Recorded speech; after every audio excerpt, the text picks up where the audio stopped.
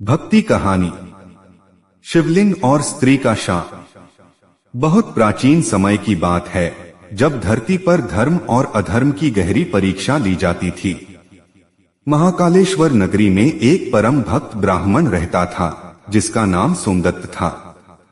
वह प्रतिदिन सूर्योदय से पहले उठकर शिवलिंग का अभिषेक करता और घंटों तक शिव मंत्रों का जाप करता था। एक दिन उसकी पुत्री वेदिका, जो शिव भक्त थी, ने अपने पिता से पूछा, पिताश्री, क्या मैं भी शिवलिंग पर जल चढ़ा सकती हूँ? सोमदत्त गंभीर हो गए और बोले, बेटी, यह परंपरा नहीं है। स्त्रियों को शिवलिंग को छूने की मनाही है।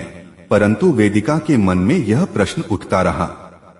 एक रात जब महाकालेश्वर मंदिर सुनसान था, उसने मन ही मन सोचा, क्या भगवान शिव सच में अपनी भक्तिनों से दूर रहते हैं? वह धीरे धीरे मंदिर में गई और शिवलिंग को स्पर्श कर लिया। जैसे ही उसकी उंगलियां शिवलिंग पर पड़ी, चारों ओर घनघोर अंधकार छा गया। मंदिर की दीवारों से गर्जना गूंज उठी। शिवलिंग से अग्नि की ज्वालाएं निकलने लगीं और एक दिव्य स्वर गूंजा, हे कन्या, तुमने अज्ञानतावश यह कार्य किया है। शिव तत्व उग्र है, वह धारण करने के लिए नहीं, केवल पूजनीय है। स्त्री में सृजन शक्ति है और शिवलिंग सृष्टि का बीज स्वरूप है।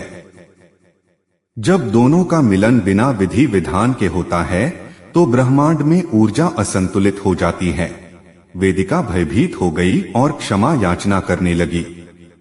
भगवान शिव ने दया कर कहा, हे कन्या, तुमने कोई अपराध नहीं किया, परंतु यह नियम ब्रह्मांडीय संतुलन बनाए रखने के लिए आवश्यक है। इसी कारण स्त्रियों को शिवलिंग को बिना विधिपूर्वक छूने से बचना चाहिए। इसके बाद से वेदिका ने शिव की आराधना जल अर्पण और दूर से प्रार्थना करके करनी शुरू कर दी। यह कथा बताती है कि शिवलिंग केवल एक पत्थर नहीं, बल्कि एक आध्यात्मिक ऊर्जा का प्रतीक है।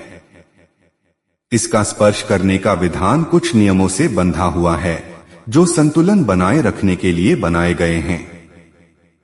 महिलाओं को शिवलिंग से दूर रखने का कारण कोई सामाजिक प्रतिबंध नहीं, बल्कि आध्यात्मिक और ऊर्जात्मक संतुलन से जुड़ा हुआ है।